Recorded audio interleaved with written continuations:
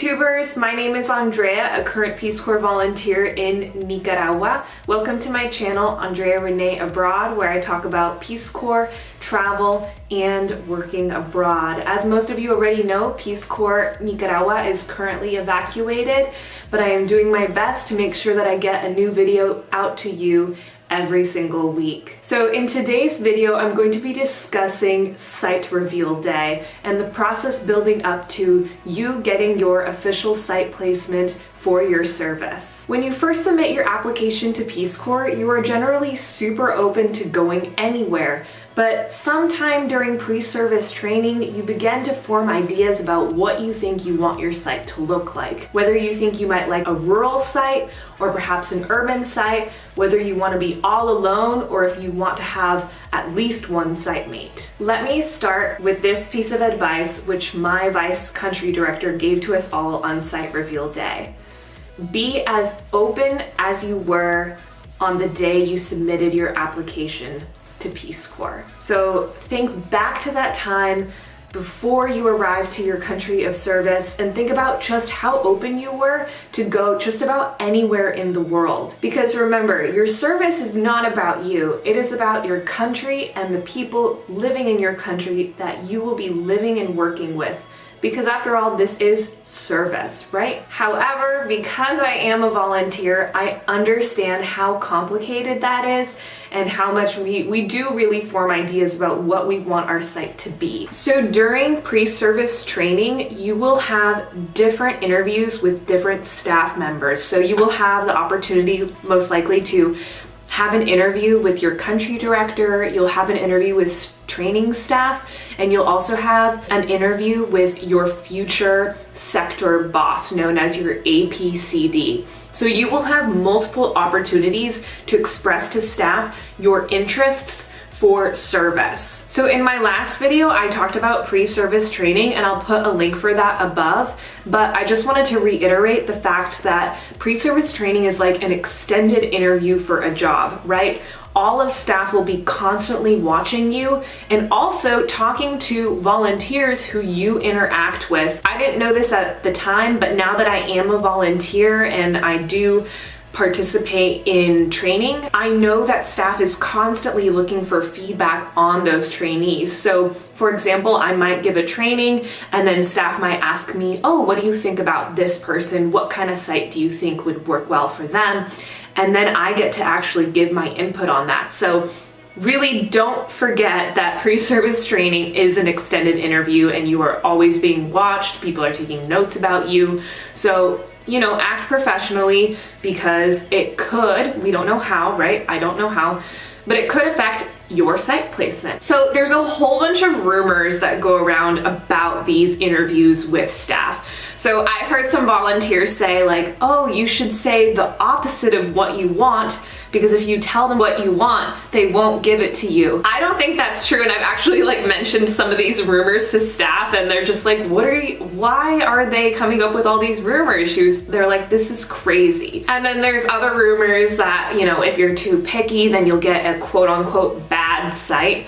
There are no bad sites. Like, okay, yes, some people have difficult services, but there are real people who live in these towns where you get placed, right? So if you're saying that, oh, I got a bad site, you're calling someone's permanent home a bad place. So that's not really fair, right?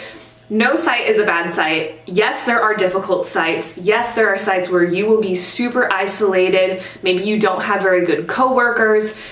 A difficult site, yes, you might have a difficult site, but a bad site, I would hesitate to use that word. I think the best approach to these interviews with staff is to be reasonable, right? You can make reasonable requests. So what's an example of a reasonable request? So my site mate who came a year after I did, I was talking with him about his interview with staff, and he shared with me that he expressed that he wanted to work in big schools because later, after Peace Corps, he planned to work at big schools in the United States. Now, what's an example of an unreasonable request for staff? Let's say staff knows that you are a surfer, for example, and staff asks you, what kind of site are you interested in? What kind of work are you interested in doing during Peace Corps? And the first thing out of your mouth is, oh, I want to live close to the sea or the ocean because I want to go surfing on the weekends. Obviously, you're not prioritizing your service, you're prioritizing your hobbies. I know that can be difficult because,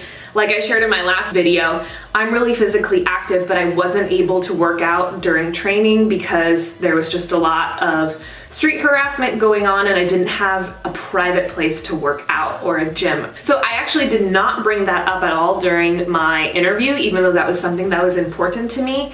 But later on, it just happened that I actually did get a site with a gym. So that worked out. But had I mentioned that as like my first priority right out of the gate, I don't think that would have come across as me being dedicated to my service. So what was my interview like? Basically, in my interview, I didn't actually really have any requests. I'm not sure if this worked against me or for me really, but something that was kind of interesting was way back in my interview for Peace Corps, they were actually doing interviews in two different segments for the same sector. So I'm in the TEFL sector, and they were hiring teacher trainers and teachers. And I applied specifically for the teacher pool, right? But during my interview, the interviewer at Peace Corps headquarters, she said she looked at my resume and stuff, and I had my master's in education, but I've never had my own classroom in the United States. She asked me, would you like to be a teacher trainer? And I said, you know what, I don't think I'm fully ready or qualified for that yet. I just got my teaching license. I'm right out of teacher's school. So I actually declined that.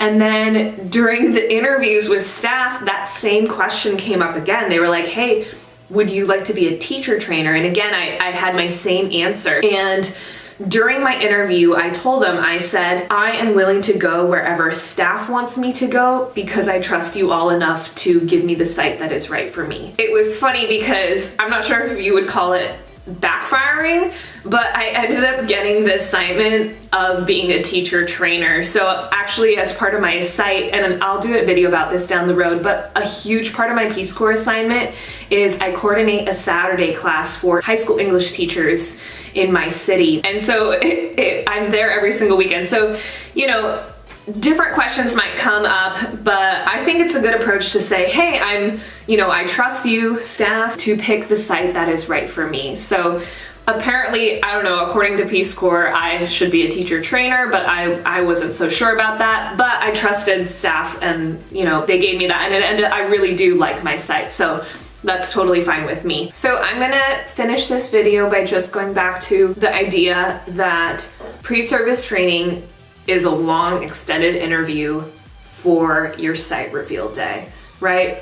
That is when you get your job and your job assignment. You're actually gonna get a full packet that has the list of your entire job description, essentially. You have been in the process of applying to that job that you are handed on site reveal day. So again, do a good job during PST, try your best, and be honest with staff during your interviews within reasonable limits, and you should be able to get a site that, yes, it might be challenging, yes, it might be difficult, yes, it might be unexpected, but I believe in you, and other Peace Corps volunteers believe in you, staff believes in you, and that is why you got that site, okay? So good luck in your service. If you just got your site, congratulations. You're almost to being a Peace Corps volunteer. That's super exciting.